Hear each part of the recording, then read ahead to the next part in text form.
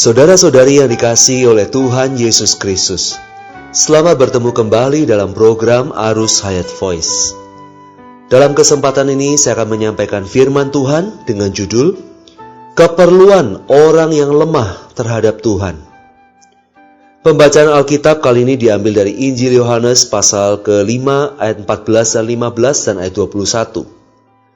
Kemudian Yesus bertemu dengan dia dalam bait Allah lalu berkata kepadanya, "Engkau telah sembuh, jangan berbuat dosa lagi, supaya padamu jangan terjadi yang lebih buruk." Orang itu keluar lalu menceritakan kepada orang-orang Yahudi bahwa Yesuslah yang telah menyembuhkan dia. Sebab sama seperti Bapa membangkitkan orang-orang mati dan menghidupkannya, demikian juga Anak menghidupkan barang siapa yang dikehendakinya.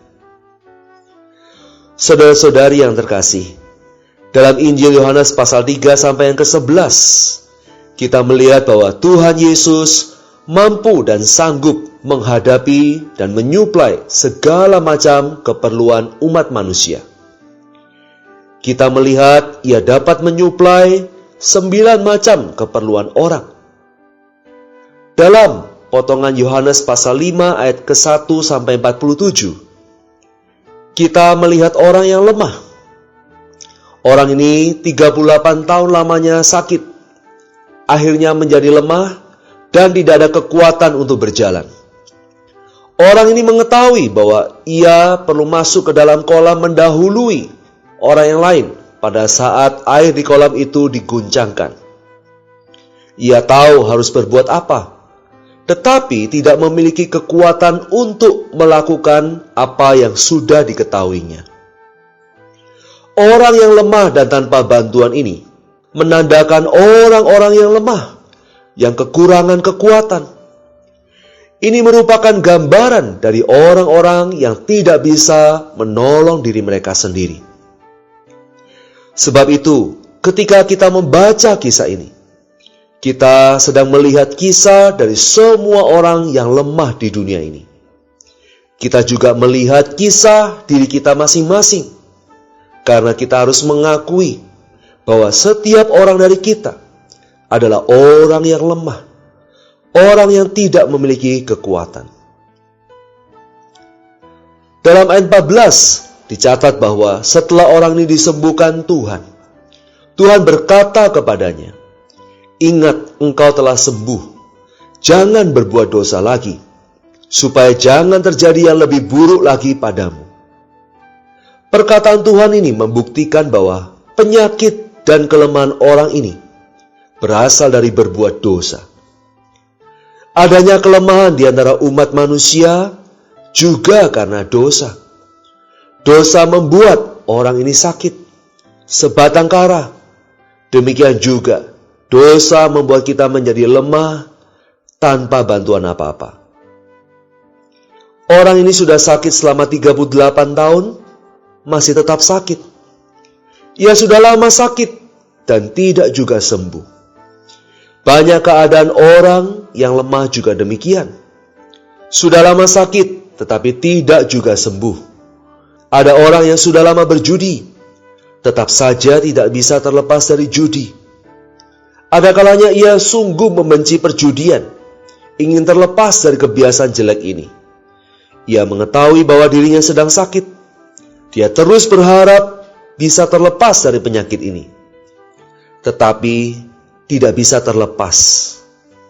Inilah yang disebut sudah lama sakit, tetapi tidak juga sembuh. Orang ini bukan tidak memiliki cara penyembuhan. Di hadapannya ada sebuah kolam penyembuhan.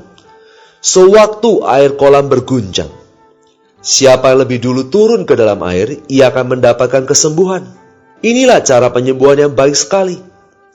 Tetapi apa daya? Ia lemah sekali.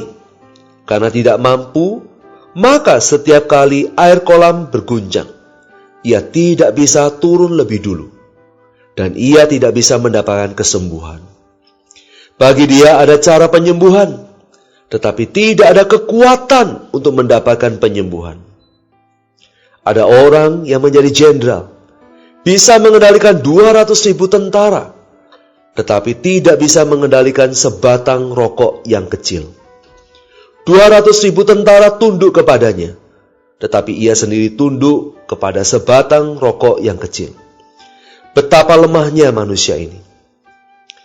Setelah Tuhan Yesus menyuruh orang yang sakit itu berjalan, ayat-ayat selanjutnya memberitahu kita bahwa Tuhan bisa menghidupkan orang yang mati. Orang yang mendengar perkataannya dan percaya, ia sudah pindah dari dalam maut ke dalam hidup. Tuhan juga berkata, orang-orang yang mati mendengar suaranya akan hidup. Dalam pandangan Tuhan, orang sakit yang lemah ini adalah orang yang mati. Orang yang berada dalam kematian. Orang bisa sakit, bisa lemah, karena di dalamnya ada kematian. Kematian adalah akar dari penyakit dan kelemahan, juga puncak dari penyakit dan kelemahan. Penyakit dan kelemahan berasal dari kematian dan mendatangkan kematian. Sebab itu, dalam pandangan Tuhan Yesus, orang yang lemah ini bukan sakit, melainkan mati. Ia lemah karena ia sudah mati. Keperluan yang sejati adalah diri Tuhan Yesus sendiri. Tuhan adalah hayat, adalah kebangkitan. Menurut perkataan Tuhan Yesus yang selanjutnya, Dia menyuruh orang yang sakit itu bangkit, bukan dengan cara apapun, melainkan dengan hayat, menyuruh dia hidup kembali. Tidak menyuruh dia bergumul sendiri, melainkan dengan kekuatan hayat, mengangkat dia bangun kembali. Saudara-saudari, ajaran tidak bisa membuat orang mendapatkan hayat. Kita harus memiliki Kristus, baru bisa membuat orang mendapatkan hayat. 1 Yohanes pasal 5 ayat 12 berkata, barang siapa memiliki anak, ia memiliki hidup. Karena hanya Kristus sendiri adalah hayat. Hayat bukan suatu ajaran. Hayat ada di dalam diri Kristus. Ajaran tidak dapat menyelamatkan orang. Diri Kristus sendiri barulah penyelamat manusia. Inilah keperluan orang yang lemah terhadap Tuhan. Mari kita sama-sama berdoa. Tuhan Yesus yang kami kasihi, aku mengaku bahwa aku sungguh orang yang lemah. Aku telah mati di dalam dosa-dosaku.